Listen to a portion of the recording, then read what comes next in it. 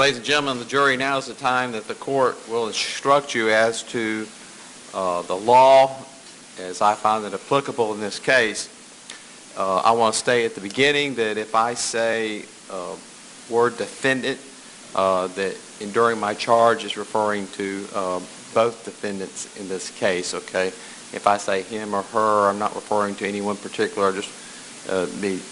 In that sense, you're considering the case, the state of Georgia versus D. Marquise Kareem Elkins and Karima Elkins. The grand jury of Glenn County indicted defendants in a 14-count indictment.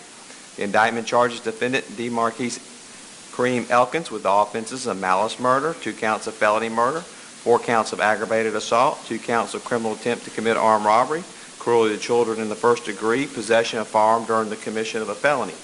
The indictment charges defendant Karima Elkins with making a false statement and tampering evidence. The indictment reads substantially as follows, and you will have the indictment out with you. State of Georgia versus D. Marquise Elkins and Karima Elkins. The grand jury selected, chosen, and sworn for the county of Glenn, to wit, and 19 grand jurors in the name, count 1, in the name and behalf of the citizen of Georgia, charged and accused D. Marquise Kareem Elkins with the offense of malice murder for that said accused on or about the 21st day of March 2013 in the county aforesaid did unlawfully with malice aforethought cause the death of Antonio Santiago, a human being, by shooting said victim in the face, all of said act being contrary to the laws of said state, good order, peace, and dignity thereof.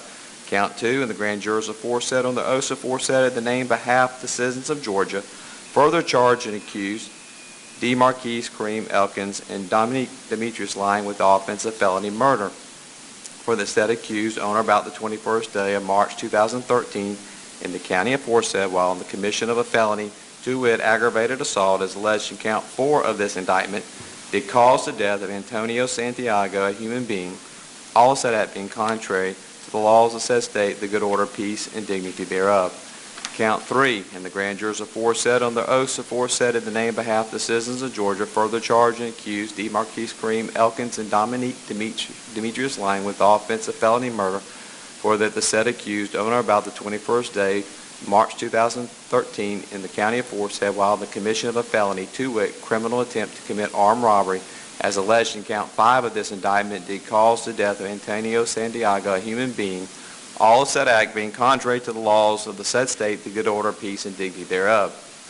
Count 4, and the grand jurors aforesaid on their oaths aforesaid in the name and behalf of the citizens of Georgia, further charged and accused D. Marquise Kareem Elkins and Dominique Demetrius lying with the offense of aggravated assault for the said accused on or about the 21st day of March 2013 in the county aforesaid did make assault upon the person of Antonio Santiago with a deadly weapon, to wit, a .22 caliber revolver, a firearm, by shooting said victim in the face, all of said act being contrary to the laws of said state, good order, peace, and dignity thereof. Count 5, and the grand jurors aforesaid on their oaths aforesaid in the name and behalf of the citizens of Georgia, further charged and accused D. Marquise Kareem Elkins and Dominique Demetrius lying with the offense of criminal attempt to commit armed robbery, a felony, for that said accused on or about the 21st day of March 2013 in the county aforesaid with the intent to commit a theft, did knowingly and intentionally attempt to commit an armed robbery, a felony, and that said accused did point a firearm at Sherry West and demand money, said act constituting a substantial step toward the commission of armed robbery, all said act being contrary to the laws of said state, good order, peace, and dignity thereof. Count 6, and the grand jurors aforesaid on the oaths aforesaid in the name and behalf of the citizens of Georgia, further charged and accused D. Marquise Kareem Elkins and Dominique Demetrius lying with the offense of aggravated assault for that said accused on or about the 21st day of March 2013 in the county aforesaid did make an assault upon the person of Sherry West with a deadly weapon, to wit, a .22 caliber revolver, a firearm, by shooting said victim in the leg, all said act being contrary to the laws of said state, good order, peace, and dignity thereof. Count 7, and the grand jurors aforesaid on their oaths aforesaid in the name and behalf of the citizens of Georgia, further charged and accused D. Marquise Kareem Elkins and Dominique Demetrius lying with the offense of aggravated assault for the said accused on or about the 21st day of March 2013 in the county aforesaid did make an assault upon the person of Sherry West with a deadly weapon, to wit, a .22 caliber revolver, a firearm, by striking said victim in the head with said firearm, all said act being contrary to the laws of said state, good order, peace, and dignity thereof.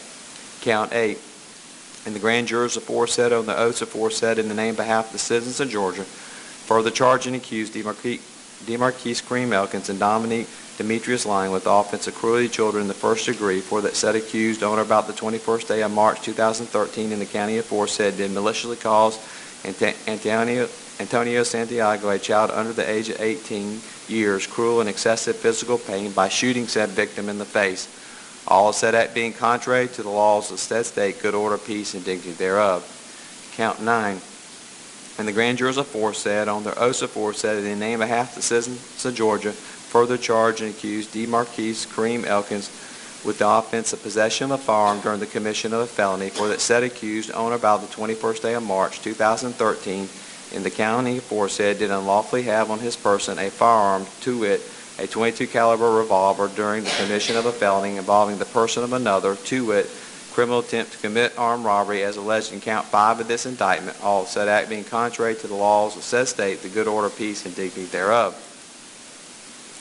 Count 11 of the indictment, and the grand jurors aforesaid on their oaths aforesaid in the name and behalf of the citizens of Georgia further charge and accuse Karima Elkins with the offense of making a false statement, for that said accused on or about the 22nd day of March 2013 in the county aforesaid knowingly and willfully make a false statement to officers Stephanie Oliver and Corey Sasser of the Glenn County Police Department in the matter of the investigation into the death of Antonio Santiago, a matter within the jurisdiction of the Glenn County Department and Agency of Glenn County, Georgia, to wit, said accused to provide a false alibi for DeMarquise Elkins when she reported to law enforcement that Elkins was with her during the time of the shooting death of Antonio Santiago, all said act being contrary to the laws of said state, the good order, peace, and dignity thereof.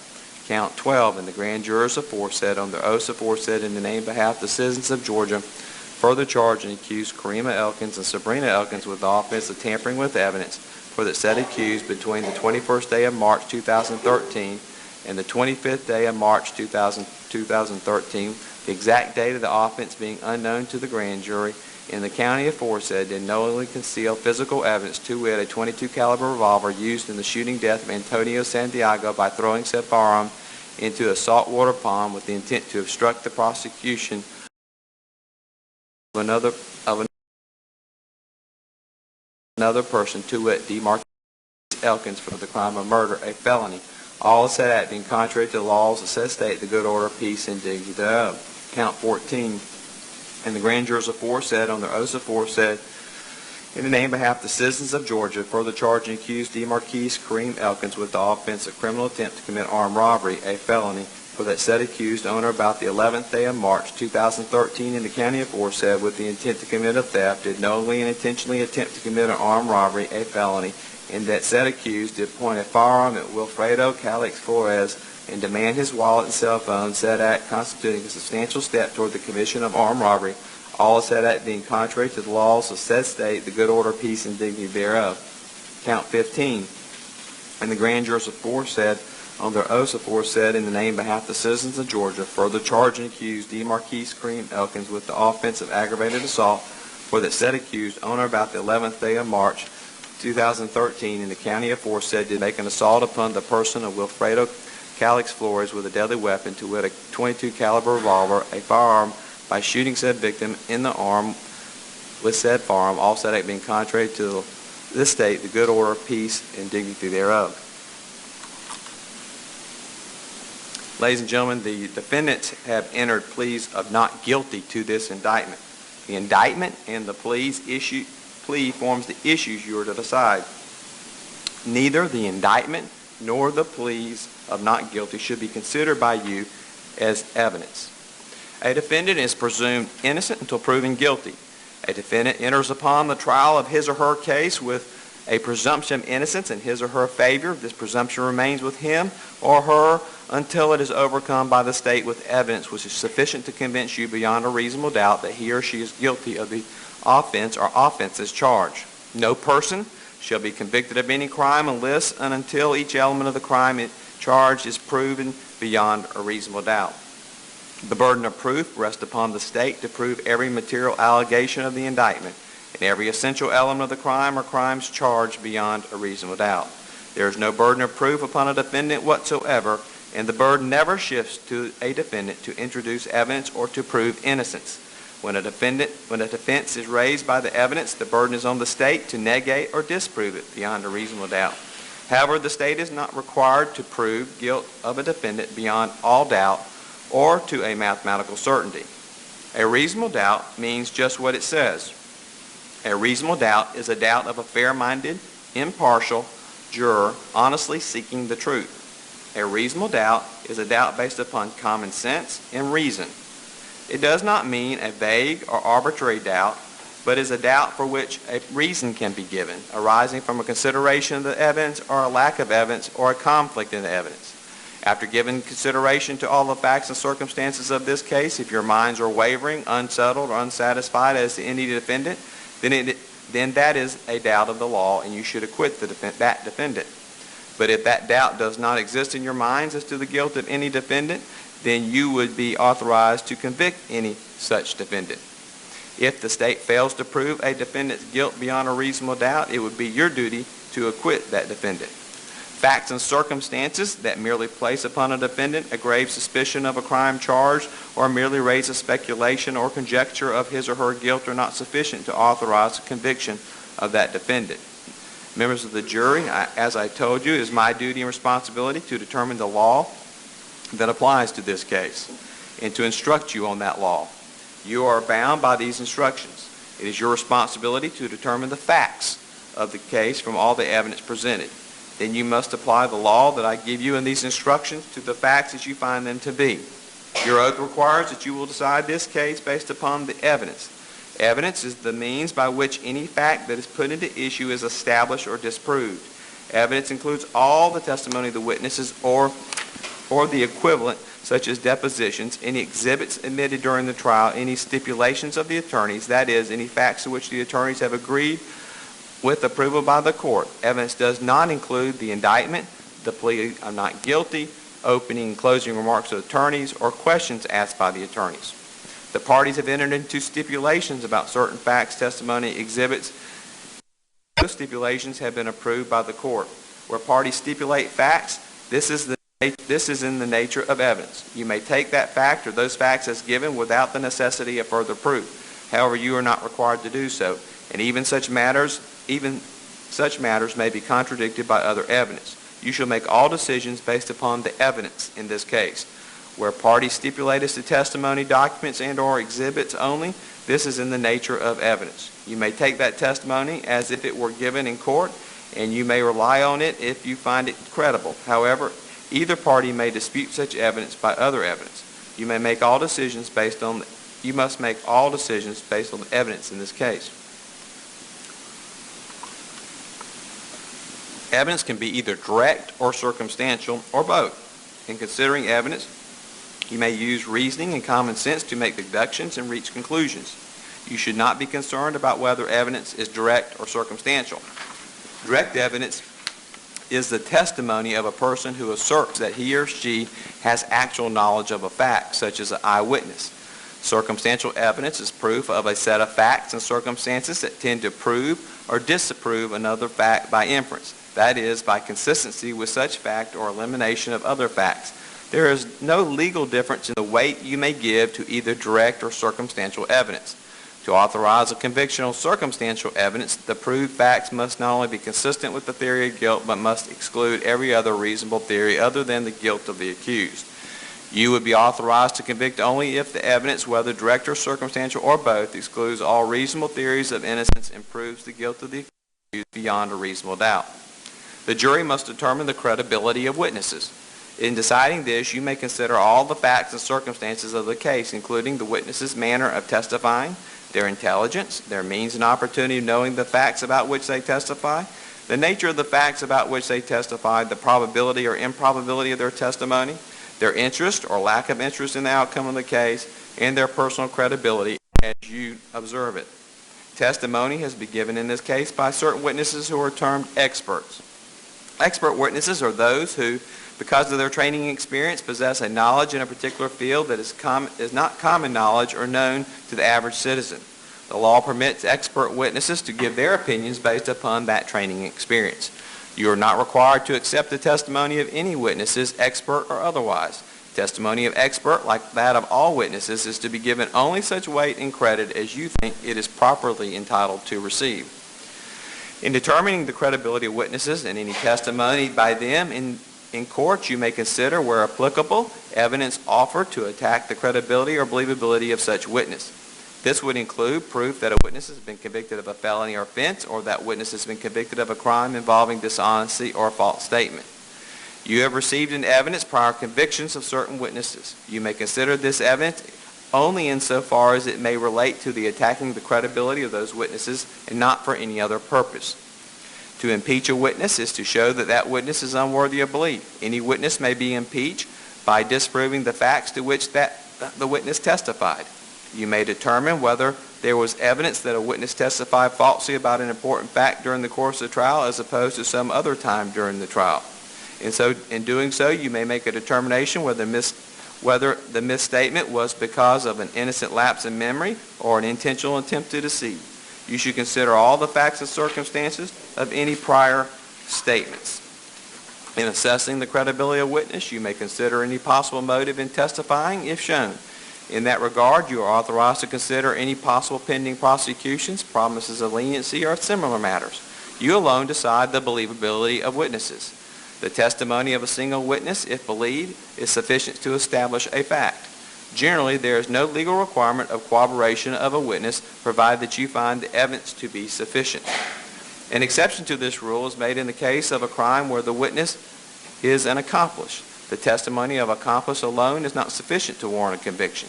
The accomplice's testimony must be supported by other evidence of some type, and that evidence must be such as would lead to the influence of the guilt of the accused, independent of the testimony of the accomplice. It is not required that supporting evidence be sufficient to warrant a conviction, or that the testimony of the accomplice be supported in every material particular. The supporting evidence must be more than that a crime was actually committed by someone. It must be sufficient to connect the accused with the criminal act. It must be more than sufficient to merely cast upon the accused a grave suspicion of guilt. Slight evidence from another source that connects the accused with the commission of the alleged crime and tends to show participation in it may be sufficient supporting evidence of the testimony of accomplice. In order to convict, that evidence, when considered with all the other evidence in the case, must be sufficient to satisfy you beyond a reasonable doubt that the accused is guilty. The sufficiency of supporting evidence of an accomplice is a matter solely for you, the jury, to determine. Any out-of-court statement made by one of the defendants on trial, in this case after the alleged criminal act has ended, may be considered only against the person who made the statement, and only if you find such statement was freely and voluntarily made. If you find an out-of-court statement was made to the police freely and voluntarily by a defendant on trial in this case, then you are to consider the statement only as if against the particular defendant who made it.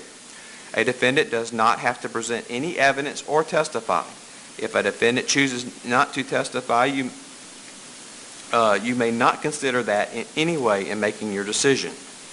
A statement that a defendant allegedly made has been offered for your consideration. Before you may consider this as evidence for any purpose, you must determine whether the defendant's statement was voluntary and if the statement was given in custody, whether the defendant was properly advised of his or her constitutional rights. To be voluntary, a statement must be freely and willingly given without coercion, duress, threats, use of violence, fear of injury, or any suggestions, promises of leniency or reward. A statement induced by the slightest hope of benefit or the remotest fear of injury is not voluntary. To be voluntary, a statement must be a product of a free will and not under compulsion or any necessity imposed by others. In determining voluntariness, you may also consider what to extent the defendant was informed of his or her rights, as I will explain in a moment. You may consider the duration and conditions of the detention as factors relevant to the question of whether or not a statement was freely and voluntarily made. However, under the law, in order for a statement to be excluded because of illegal detention, it must be shown that the statement was in fact induced by some illegal detention. The burden is on the proof is on the state to establish that the statement was voluntary, that is, freely and voluntarily made. If you do not find that a statement was voluntary, you may not consider it for any purpose. If you find that the statement was made while in custody and as a result of police questioning, you must Also determine whether the defendant was advised of his or her constitutional rights and whether the defendant clearly understood and knowingly gave up such rights. The constitutional rights that law enforcement officers must explain that the defendant must understand and voluntarily give up before any custodial statement is taken by law enforcement are as follows.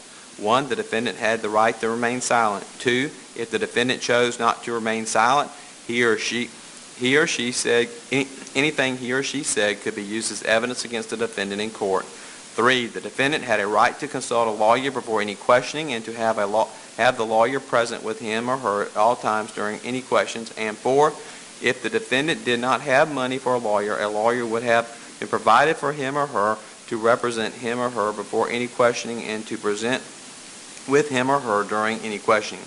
If the defendant exercises any of these rights, such as requesting an attorney, the police cannot question the defendant any further without an attorney being present.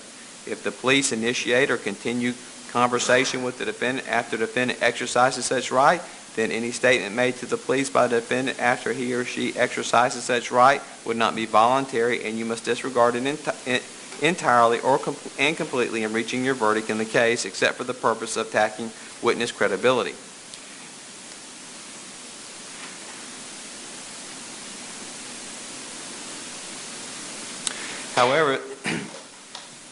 However, if the defendant solely on his or her own initiative, after exercising such right, freely and voluntarily requests and initiates further conversation with the police without an attorney and without any request, instigation, coercion, duress, fear, or hope of benefit or reward or other action on the part of the police, then you would be authorized to consider it, provided you find from the evidence in the court's instructions that any such conversation or statement was otherwise freely and voluntarily given by the defendant.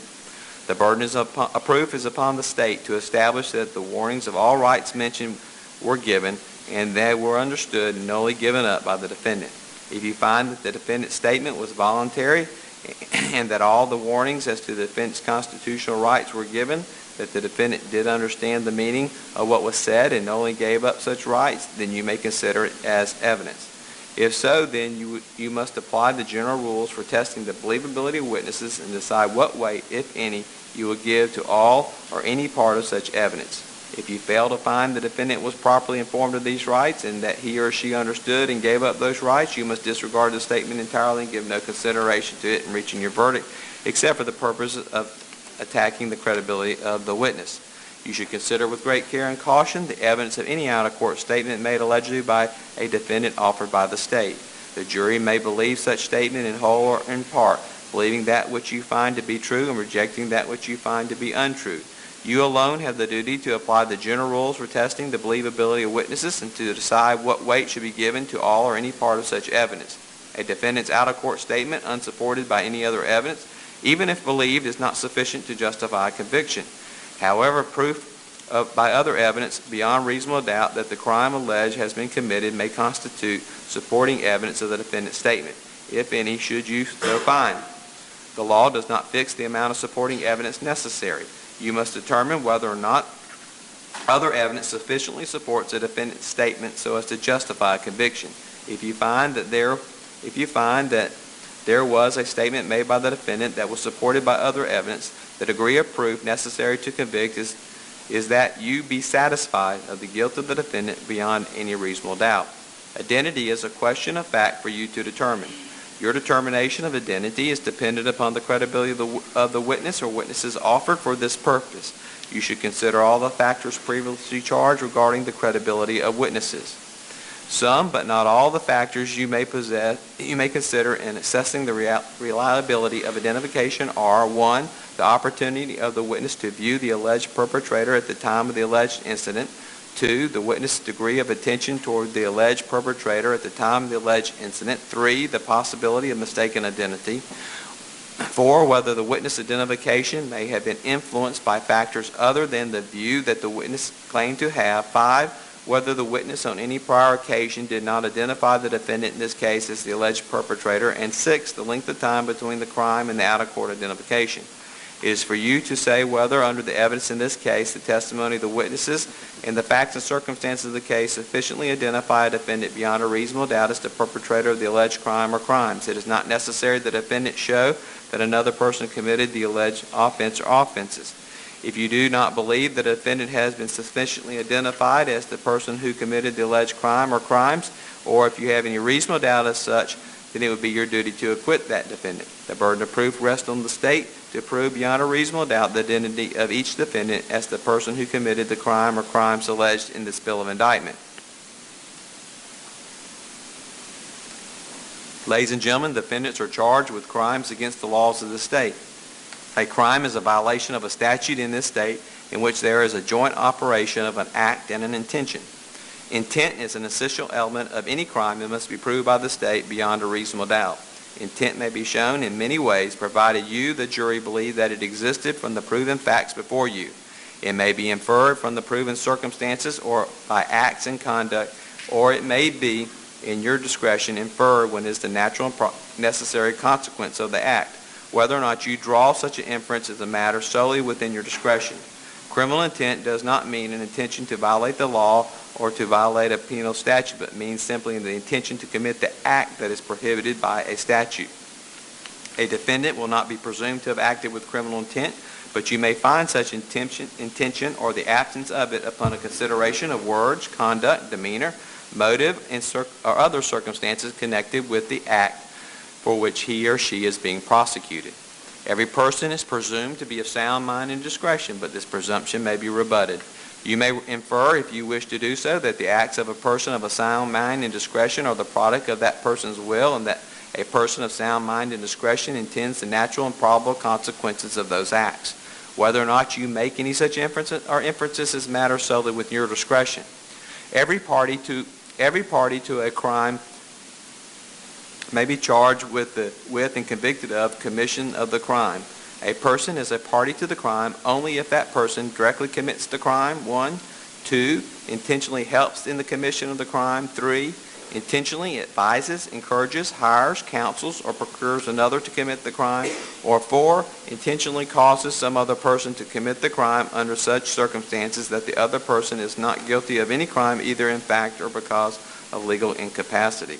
Any party to the crime who did not directly commit the crime may be prosecuted for the commission of the crime upon proof that the crime was committed and that the person was a party to it, even though the person alleged to have directly committed the crime has not been prosecuted or convicted, has been convicted of a different crime or degree of crime, is not amenable to justice, or has been acquitted. Knowledge on part of a defendant that a crime has been committed Knowledge on the part of a defendant that a crime was being committed and that the defendant knowingly and intentionally participated in or helped in the commission of such crime must be proved by the state beyond a reasonable doubt.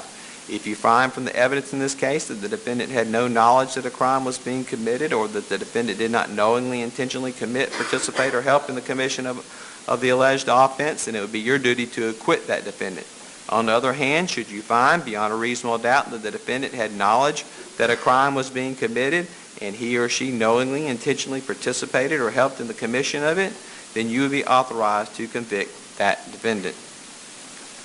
A jury is not authorized to find a person who was merely present at the scene of the commission of a crime at the time of its perpetration guilty of consent in or concurrence in the commission of the crime unless evidence shows beyond a reasonable doubt that such person committed the alleged crime, helped in the actual preparation of crime, or participated in the criminal endeavor.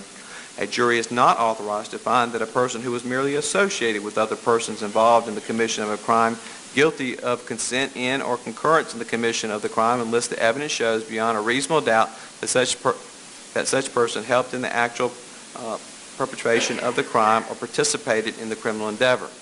The law requires that criminal action shall be indicted in the county in which the crime was committed, except as otherwise provided by law. This is called venue. Venue is a jurisdictional fact, and that must be proved by the state beyond a reasonable doubt as to each crime charged in the indictment, just as any other offense. Venue must be proved by direct or circumstantial evidence or both. The state must prove that venue in this case is proper in Glenn County, and if you find that burden has not been met, it would be your duty to acquit the defendants. The indictment against the defendant DeMarquise Kareem Elkins is stated in 11 counts. In count 1 of the indictment, Mr. Elkins is charged with malice murder. In connection with that count, I instruct you that a person commits murder when that person unlawfully and with malice aforethought, either express or implied, causes the death of another human being. Express malice is that deliberate intention unlawfully to take away the life of another human being, which is shown by external circumstances capable of proof. Malice but need not be implied when no considerable provocation appears and when all the circumstances of the killing show an abandoned and malignant heart. It is for you to decide whether or not the facts and circumstances of this case show malice. To constitute murder, the homicide must have been committed with malice. Legal malice is not necessarily ill will or hatred, but is the unlawful intention to kill without justification, excuse, or mitigation. If a killing is done with malice, no matter how short a time the malicious intent may have existed, such killing constitutes murder. Georgia law does not require premeditation, and no particular length of time is required for malice to be generated in the mind of a person. It may be formed in a moment, and instantly a mortal wound may be inflicted. Yet, if malice is in the mind of the accused at the time of doing the act or killing and moves the accused to do it, such is sufficient to constitute the homicide as murder. Proof of a particular motive is not essential to constitute the crime of murder. Evidence of motive, if any, is admitted for your determination as to whether or not it establishes the state of the defendant's mind at the time of the alleged homicide. Ladies and gentlemen, after considering the testimony and evidence presented to you together with the charge of the court, you should find and believe beyond a reasonable doubt that the defendant, DeMarquise Kareem Elkins in Glenn County, did on or about March 21st, 2013, commit the offense of malice murder as alleged in count 1 of the indictment. You would be authorized to find him guilty as that count. In the event, the form of your verdict would be, we, the jury, find the defendant guilty of malice murder. If you do not believe that Mr. Elkins is guilty of the offense of malice murder, or if you have any reasonable doubt as to his guilt, then it would be your duty to acquit Mr. Elkins as to that count, in which the form of your verdict would be, we, the jury, find the defendant not guilty of malice murder. In counts, and ladies, at the end, we have a verdict form, and I'll go over that verdict form when I finish charging the case. That will go out with the jury. In counts 2 and 3 of this indictment, Mr. Elkins is charged with felony murder. I charge you that a person commits the crime of murder when in the commission of a felony that person causes the death of another human being with or without malice. Under the laws of Georgia, aggravated assault and criminal attempt to commit armed robbery are felonies and are defined as follows. I instruct you that a person commits assault when that person attempts to commit a violent injury to the person of another or commits an act that places another in reasonable apprehension of immediately receiving a violent injury. A person commits the offense of aggravated assault when that person assaults another with a deadly weapon. To constitute an aggravated assault, actual injury to the alleged victim need not be shown. It is only necessary that the evidence show beyond a reasonable doubt that the defendant attempted to cause a violent injury to the alleged victim or intentionally committed an act that placed the alleged victim in reasonable fear of immediately receiving a violent injury. The state must also prove as a material element aggravated assault, as alleged in this case, that the assault was made with a deadly weapon. A firearm, when used as such, is a deadly weapon as a matter of law. A person commits criminal attempt to commit armed robbery when, with the intent to commit armed robbery, the person performs any act that constitutes a substantial step toward the commission of the crime of armed robbery. A person commits armed robbery when, with the intent to commit theft, that person takes property of another from a person or the immediate presence of another by use of an offensive weapon or by any replica, article, or device having the appearance of such weapon. An offensive weapon is any object, device, or instrument that, when used offensively against a person, is likely to or actually does result in the death or serious bodily injury. The character of a weapon may be established by direct or circumstantial evidence.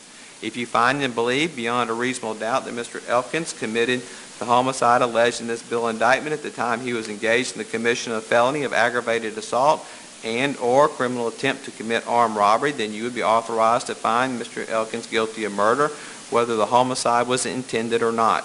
I have already defined both aggravated assault and criminal attempt to commit armed robbery for you. In order for a homicide to have been done in the commission of either of these felonies, there must be some connection between the felony and the homicide. The homicide must have been done in carrying out the unlawful act and not collateral to it. It is not enough that the homicide occurred soon or presently after the felony was attempted or committed. There must be some legal relationship between the homicide and the felony so as to cause you to find that the homicide occurred before the felony was at an end or before any attempt to avoid conviction or arrest for the felony. The felony must have a legal relationship to the homicide to be at least concurrent with it in part and be part of it in an actual and material sense. A homicide is committed in the carrying out of a felony when it is committed by the accused while engaged in the performance of any act required for the full execution of the felony. Ladies and gentlemen, after considering the testimony and evidence presented to you together with the charge of the court, you should find and believe beyond a reasonable doubt that defendant DeMarquise Karima Elkins in Glenn County, Georgia, did on or about March 21, 2013, commit the offense of felony murder as alleged in count 2 of the indictment. You would be authorized to find him guilty as to that count. In that event, the form of your verdict would be, we the jury find the defendant guilty of felony murder. If you do not believe that Mr. Elkins is guilty of the offense of felony murder, or if you have a reasonable doubt as to his guilt, then it would be your duty to acquit Mr. Elkins as to that count, in which event the form of your verdict would be, we the jury find the defendant not guilty of felony murder. If after considering the testimony and evidence presented to you together with the charge of the court, you should find and believe beyond a reasonable doubt the defendant DeMarquise Karima Elkins in Glenn County, Georgia, did on or about March 21, 2013, commit the offense of felony murder as alleged in count 3 of the indictment, you would be authorized to find him guilty of that count. In the event your form of your verdict would be, we the jury find the defendant guilty of felony murder. If you do not believe that Mr. Elkins is guilty of the offense of felony murder, or if you have any reasonable doubt as to his guilt, then it would be your duty to acquit Mr. Elkins as to that count, in which the form of your verdict would be, we the jury find the defendant not guilty of felony murder. In counts 4, 6, 7, and 15 of the indictment, Mr. Elkins is charged with aggravated assault with a deadly weapon, which the court has previously defined for you. Ladies and gentlemen, if after considering the testimony and evidence presented to you together with the charge of court, you should find and believe beyond a reasonable doubt that defendant DeMarquise Karima Elkins in Glenn County did on or about March 21st commit the offense of aggravated assault with a deadly weapon upon the person of Antonio Santiago as alleged in count 4 of the indictment, you would be authorized to find Mr. Elkins guilty as that count. In the event your form of verdict would be, we the jury find the defendant guilty of aggravated assault. If you do not believe that Mr. Elkins is guilty of the offense of aggravated assault upon Antonio Santiago as alleged in count 4 of the indictment, or if you have any reasonable doubt as to his guilt, then it would be your duty to acquit Mr. Elkins as to that count, in which event the form of your verdict would be, we the jury find the defendant not guilty of aggravated assault. If after considering the testimony and evidence presented to you together with the charge of court, you should find and believe beyond a reasonable doubt that defendant DeMarquise Karima Elkins in Glenn County, Georgia did on or about March 21st, 2013 commit the offense of aggravated assault upon Sherry West as alleged in count 6 of the indictment, you would be authorized to find Mr. Elkins guilty as to that count. In the event your form of your verdict would be, we the jury find the defendant guilty of aggravated assault. If you do not believe that Mr. Elkins is guilty of the offense of aggravated assault upon Sherry West as alleged in count 6 of the indictment, or if you have any reasonable doubt as to his guilt, then it will be your duty to acquit Mr. Elkins as to that count, in which event the form of your verdict would be, we the jury find the defendant not guilty of aggravated assault. If after considering the testimony and evidence presented to you together with the charge of the court, you should find and believe beyond a reasonable doubt that defendant DeMarquise Karima Elkins in Glenn County, Georgia did on or about March 21st, 2013 commit the offense of aggravated assault upon Sherry West as alleged in count 7 of the indictment, you would be authorized to find Mr. Elkins guilty as to that count. In the event your form of your verdict would be, we the jury find the defendant guilty of aggravated assault. If you do not believe that Mr. Elkins is guilty of the offense of aggravated assault upon Sherry West as alleged in the count 7 of the indictment, or if you have a reasonable doubt as to his guilt, then it will be your duty to acquit Mr. Elkins as to that count, in which event the form of your verdict would be, we, the jury, find the defendant not guilty of aggravated assault. If, after considering the testimony and evidence presented to you together with the charge of court, you should find and believe beyond a reasonable doubt that the defendant, DeMarquise Karima Elkins in Glenn County, Georgia, did on or about March 11, 2013, commit the offense of aggravated assault upon Wilfredo Calix Flores as alleged in count 15 of the indictment, you'd be authorized to find Mr. Elkins guilty as to that count. In that event, the form of your verdict would be, we, the jury, find the defendant guilty of aggravated assault. If you do not believe that Mr. Elkins is guilty of the offense of aggravated assault upon Wilfredo Calix Flores as alleged in count 15 of the indictment, or if you have any reasonable doubt as to his guilt, then it would be your duty to acquit Mr. Elkins as to that count, in which event the form of your verdict would be, we, the jury, find the defendant not guilty of aggravated assault. As to counts 5 and 14 of the indictment, Mr. Elkins is charged with criminal attempt to commit armed robbery, which I have already defined that for you. If, after considering the testimony and evidence presented to you together with the charge of the court, you should find and believe beyond a reasonable doubt the defendant, DeMarquise Karima Elkins in Glenn County, Georgia, did on or about March 21, 2013, commit the offense of criminal attempt to commit armed robbery upon Sherry West as alleged in count 5 of the indictment, you would be authorized to find Mr. Elkins guilty as to that count. In the event, the form of your verdict would be, we, the jury, find the defendant guilty of criminal attempt to commit armed robbery. If you do not believe that Mr. Elkins is guilty of the offense of criminal attempt to commit armed robbery upon Sherry West as alleged in count 5 of the indictment, or if you have any reasonable doubt as to his guilt, then it would be your duty to acquit Mr. Elkins as to that count, in which event the form of your verdict would be, we, the jury, find the defendant not guilty of criminal attempt to commit armed robbery.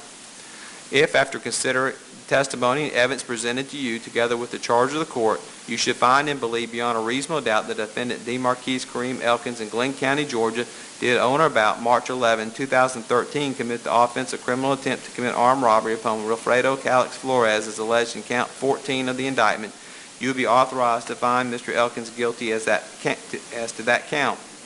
In the event, the form of your verdict would be, we, the jury, find the defendant guilty of criminal attempt to commit armed robbery. If you do not believe that Mr. Elkins is guilty of the offense of criminal attempt to commit armed robbery upon Wilfredo Calix Flores as alleged in count 14 in the indictment, or if you have any reasonable doubt as to his guilt, then it would be your duty to acquit Mr. Elkins as to that count. In which event, the form of your verdict would be, we, the jury, find the defendant not guilty of criminal attempt to commit murder. In count 8 of the indictment, Mr. Elkins is charged with cruelty to children in the first degree. Any person who commits the offense of cruelty to children when that person maliciously causes a child under the age of 18 cruel or excessive physical or mental pain. Malice is not ill will or hatred. For the purposes of this crime, malice means an actual intent to cause the particular harm produced, that is, physical pain without justification or excuse. Malice is also the wanton and willful doing of an act with an awareness of a plain and strong likelihood that such particular harm may result. Intention may be shown by the circumstances connected with the offense. If, after considering the testimony and evidence presented to you together with the charge of this court, you should find and believe beyond a reasonable doubt that defendant DeMarquise Elkins in Glenn County, Georgia, did on or about March 21, 2013, commit the offense of cruelty to children in the first degree as alleged in count 8 of the indictment, you would be authorized to find Mr. Elkins guilty as to that count. In that event, the form of your verdict would be, we, the jury, find the defendant guilty of cruelty to children in the first degree. If you do not believe that Mr. Elkins is guilty of the offense of cruelty to children in the first degree as alleged in count 8 of the indictment, or if you have any reasonable doubt as to his guilt, then it would be your duty to acquit Mr. Elkins as to that count. In which event, the form of your verdict would be, we, the jury, find the defendant not guilty of cruelty to children in the first degree. In count 9 of the indictment, Mr. Elkins is charged with possession of a firearm during the commission of a felony. A person commits the offense of possession of a firearm during the commission of a felony when the person has own or within arm's reach of his person a firearm during the commission of any attempt to commit a felony, which is a crime against or involving the person of another. The offense of criminal attempt to commit armed robbery is a felony in the laws of this state and has previously been defined for you. If after considering the testimony of evidence presented to you together with the charge of the court, you should find and believe beyond a reasonable doubt that defendant DeMarquise Elkins in Glenn County, Georgia, did, on or about March 21st, 2013, commit the offense of possession of a firearm during the commission of a felony, as alleged in count 9 of the indictment, you would be authorized to find Mr. Elkins guilty as that count. In that event, your form of the verdict would be, we the jury find the defendant guilty of possession of a firearm during the commission of a felony. If you do not believe that Mr. Elkins is guilty of possession of a firearm during the commission of a felony as alleged in count 9 of the indictment, or if you have any reasonable doubt as to his guilt, then it would be your duty to acquit Mr. Elkins as to that count, in which event the form of your verdict would be, we the jury find the defendant not guilty of possession of a firearm during the commission of a felony. The indictment against defendant Karima Elkins is stated in 2 counts.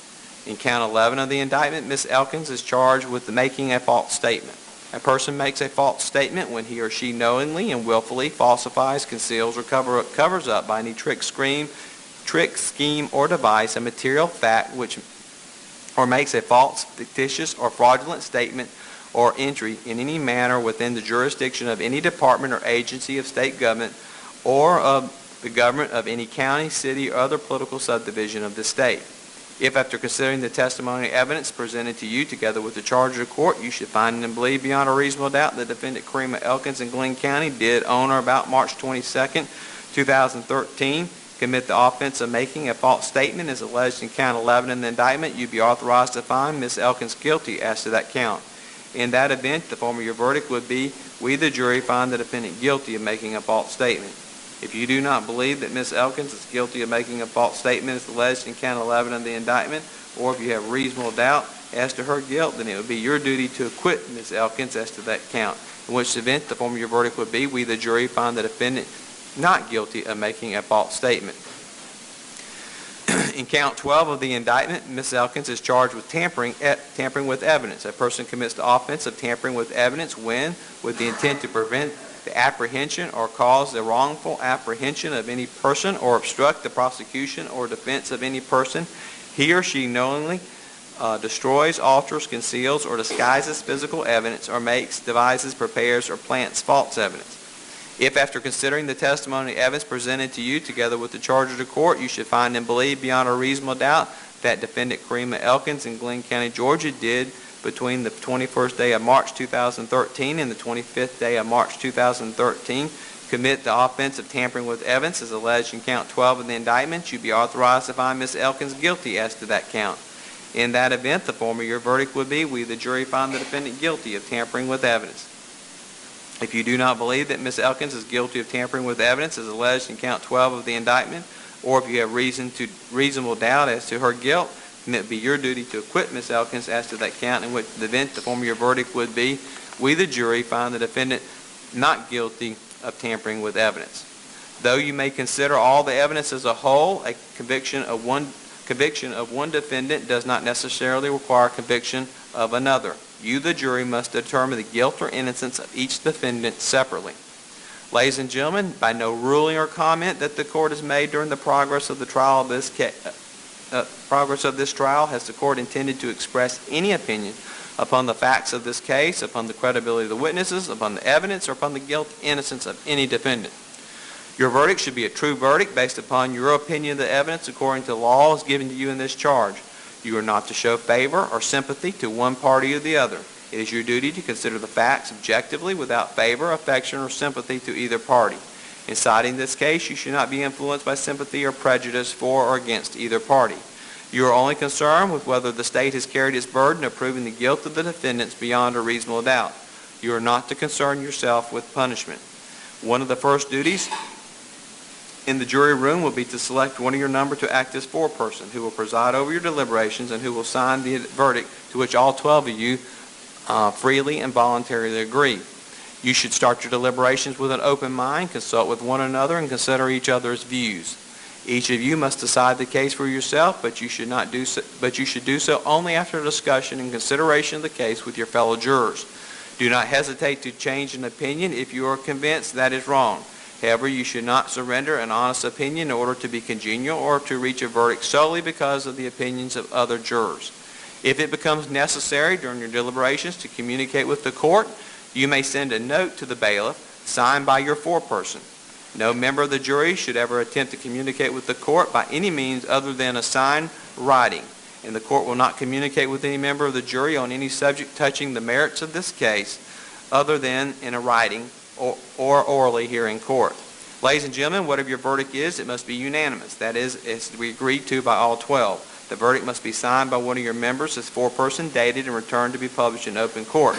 I'm now going to ask you to retire, but we're going to take it's going to let you have a lunch break, which you'll have your lunch here in the courtroom before you start your deliberations.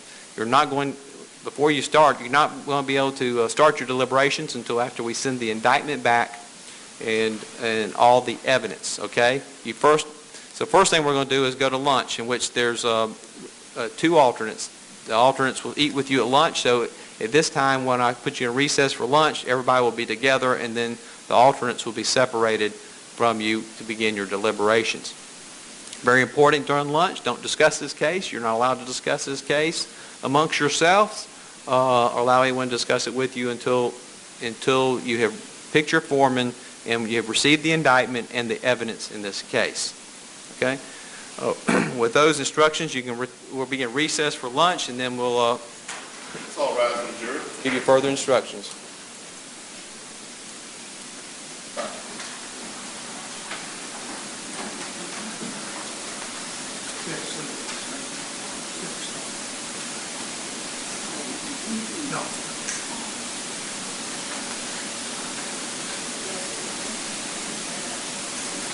Be seated, please. Mr. McIlvain, any exceptions for the charge of the court? Mr. Lockwood?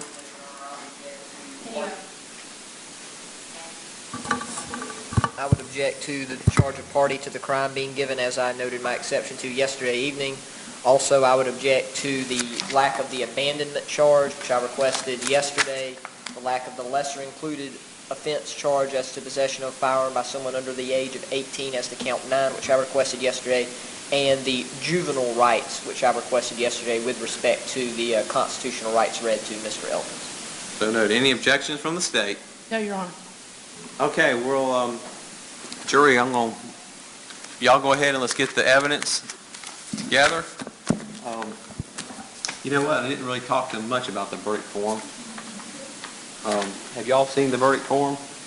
I told them I'd send it out with them. I didn't really go over it with them, but I think they heard enough out of 32 pages on how to fill it out.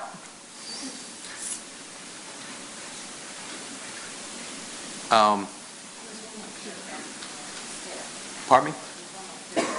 2 sentences. He skipped it on purpose. I Yeah. skipped it on purpose. Yeah.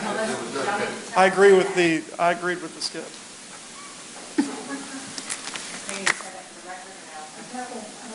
It's not part of, I'm not sending it out right now. Can I inquire, is it the court's intent to submit the written charge to the jury so they can have it in the jury room? Only if they request it. We have it ready if they request it. If they decide they need it, or if they start asking a lot of questions, then maybe we'll send it out. Other than that, I won't send it out. I don't know. It is? Yes. You sure? Yes. Make sure. Look at the verdict form and look at the redacted indictment. I want to put on the record that everybody's looked at that, make sure everybody agrees with it.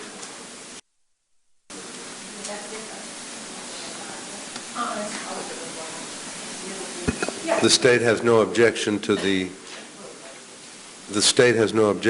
verdict form or to the redacted indictment that will go into the jury room.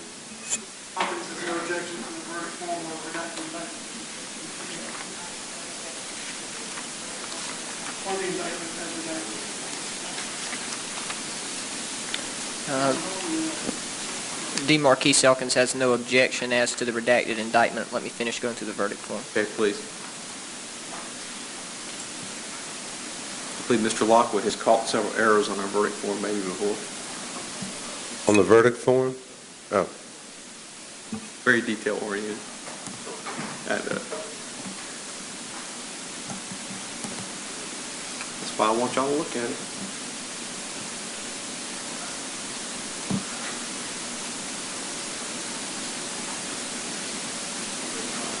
Speaking of in the past. Oh, in the past. I have no objection to the verdict form, Your Honor. All right, so they'll be ready to go out.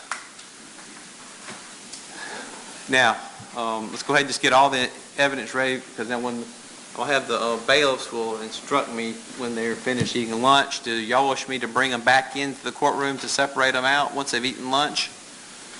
You mean separate out, you mean excuse the alternates? Well, I'm not going to excuse the alternates. We have a separate room. Well, I'm saying I have a separate room for those. take them out of the jury deliberation room. Right. Okay. Right now, they're not even eating in the jury deliberation. They're eating in a... We have no objection to the alternates being excused outside of, we have no objection to the alternates being excused apart from being in open court, just put in a separate room.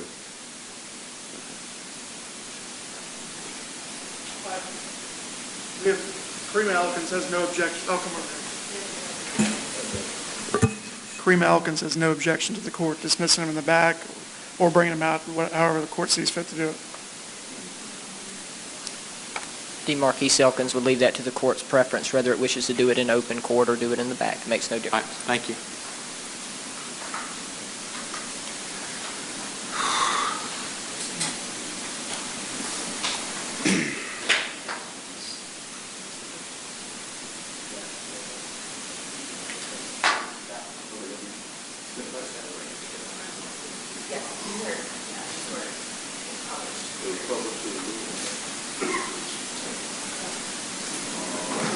I would like from both Mr. McIlvain, Mr. Lockwood, I'd like from both of y'all at this time to state on the record that we've had numerous sidebars in this case, that y'all have kept your clients informed as to what those sidebars have been. And We've done that, Your Honor. okay.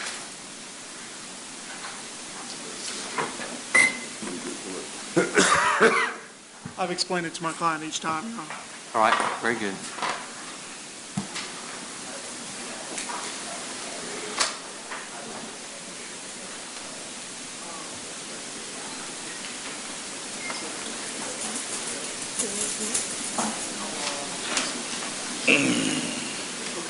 Jackie, you already see these posters?